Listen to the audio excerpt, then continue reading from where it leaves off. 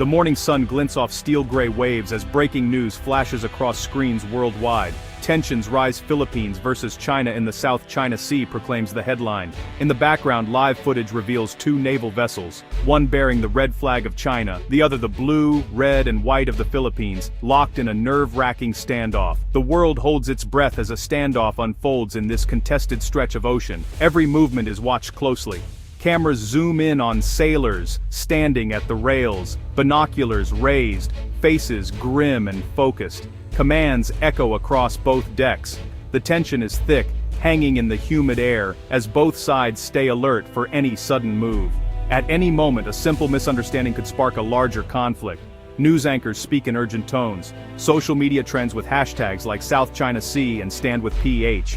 The international community waits, knowing how quickly situations like this can spiral out of control. In this moment, the South China Sea is not just a map on a page, it is the world's flashpoint. As ships circle and the world watches, the stage is set for a drama with consequences far beyond these waves. The story of the South China Sea is about more than ships. It is about history, power, survival, and hope. On the Philippine vessel, every sailor feels the weight of the moment. Their eyes dart between their duties and the looming presence of the Chinese ship just meters away. The air hums with radio chatter as officers issue instructions in short, clipped sentences. Hands grip railings tightly. Hearts pound as the crew prepares for the unexpected. Across the water, Chinese sailors move with similar caution. Their faces are set, expressions hard to read. They stand in formation, ready to respond to any perceived provocation. Cameras mounted on their ship record every movement.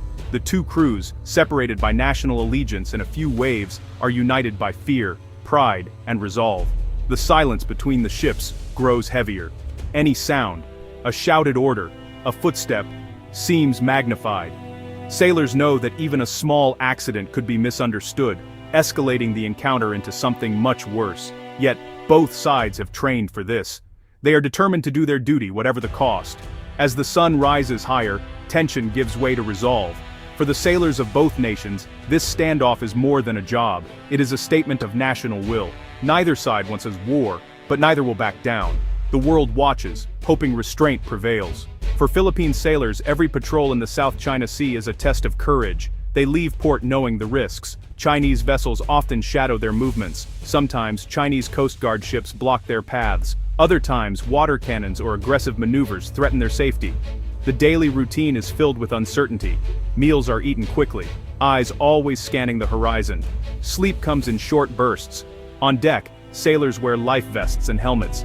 They know they may have to abandon ship at a moment's notice. The sea is beautiful, but it is also dangerous and unpredictable. Despite the risks, morale stays high. Sailors talk about their families waiting at home. They share stories, jokes, and songs to keep spirits up. Their sense of duty to protect Philippine sovereignty gives them strength. Many have served for years, witnessing close encounters and near misses. What drives these men and women is not just orders from above. It is the legacy of generations who have fished and sailed these waters. The Philippines' claim is personal. Each patrol is a message. We will not be pushed aside. The Philippine government faces a difficult challenge. On one hand, it must stand firm against Chinese advances. On the other, it wants to avoid open conflict. President and cabinet members hold emergency meetings, weighing their options. They know the world is watching every move. Manila's strategy is twofold. First, it keeps communication channels open with Beijing. Diplomats meet behind closed doors trying to lower the temperature. Hotline calls are made to avoid dangerous misunderstandings at sea. The government insists on dialogue even when tensions are high. Second, the Philippines bolsters its defenses. Military exercises increase. Coast Guard fleets are modernized with help from allies like the United States and Japan. New radar systems are installed on disputed reefs and islands. The message is clear: the Philippines will not be intimidated. Still, officials admit the risks are real. One mistake could pull the nation and the region into conflict. For now, Manila walks a tightrope, determined to defend its rights while keeping the door open for peace. In July of 2016, the world watched as The Hague's Permanent Court of Arbitration delivered a historic verdict. The tribunal ruled overwhelmingly in favor of the Philippines, rejecting China's vast so-called nine-line claim. The ruling stated that China had no legal basis for its expansive claims in the South China Sea. The tribunal's decision was a major victory for international law. It confirmed that the Philippines had sovereign rights over its exclusive economic zone, including those rich fishing grounds and underwater resources. The decision was greeted with celebration in Manila and, honestly, cautious hope among Southeast Asian neighbors. China, however, refused to accept the verdict. Beijing called the ruling null and void and continued its activities in those disputed waters. Chinese vessels increased their presence, building artificial islands and military outposts. The standoff continued, now with, a new legal and political dimension. For the Philippines, the Hague ruling remains a source of strength. It's proof that their claims are not just backed by history, but also by law. Yet enforcing that law is a daily struggle, one that plays out every day on the open sea. China's position in the South China Sea is rooted in history and national pride. Chinese leaders point to ancient maps and old fishing records, claiming that Chinese sailors have traveled these waters for centuries. The so-called nine-line is drawn as a symbol of sovereignty, stretching far beyond China's mainland coasts. But history is only part of the story. The South China Sea is also crucial for China's strategic interests. Control of these waters means secure shipping lanes, access to energy resources, and a buffer against foreign navies. China has poured billions into building artificial islands, complete with runways and radar systems. This expansion is about power as much as territory. For Beijing, showing strength in the sea sends a message to its own people and the world. China is a major power that will not be pushed around. The government uses strong language, emphasizing sovereignty and the need to protect core interests. Yet, these moves come at a cost. China's neighbors grow more suspicious. International criticism mounts. Still, China remains firm, determined to shape the rules of the region in its favor, even if that means facing constant tension with the Philippines and others. The Association of Southeast Asian Nations, or ASEAN, tries hard to mediate the South China Sea dispute. With 10 diverse member states, unity is never easy. Some, like Vietnam and Malaysia, also face Chinese encroachment. Others, like Cambodia and Laos, are more careful, wary of angering Beijing.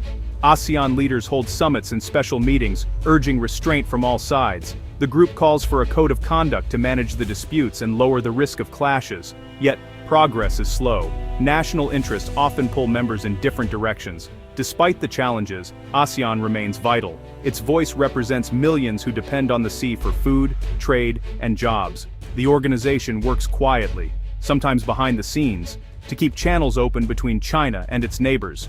Peace in the South China Sea is not just a local issue. For ASEAN, it is about the region's future, about trust, prosperity, and avoiding war. The struggle for unity continues, even as tensions flare at sea. Why does the South China Sea matter so much? The answer is simple. It is one of the world's busiest trade routes. Every year, trillions of dollars in goods, oil, electronics, food pass through these waters. Any conflict could disrupt global supply chains, sending shockwaves through distant economies. Beneath the waves lies something else: resources. The sea is rich in fish, oil, and gas. For countries like the Philippines, these resources are essential for food security and economic growth. Control of the sea means control of the future. Navigation rights are also at stake. International law promises freedom of navigation for all. Yet, each new outpost, each standoff, threatens this principle. The world's navies watch closely, ready to defend the rules of the sea. In the end, the South China Sea is more than a local dispute. It is a crossroads, where interests, resources, and rights collide. The stakes are high not just for the Philippines and China but for the whole world. The struggle in the South China Sea is about more than borders on a map. It is a test of international law, of the power of justice over might. The 2016 Hague ruling is a beacon for small nations everywhere, showing that rules, and not just force, can defend a nation's rights. Yet, law alone cannot guarantee peace. As long as ships face off at sea, the risk of conflict remains. One misstep, one accident, could draw in allies, start a wider war, or shatter fragile hopes for dialogue. Still, hope endures. Diplomats work late into the night, searching for words that can bridge divides. Fishermen, traders, and families dream of a sea free from fear. The choice is clear: dialogue or danger, cooperation or conflict. The world watches the Philippines and China, hoping that reason will win over rivalry. The South China Sea may be turbulent, but the hope for peace is as deep as the ocean itself.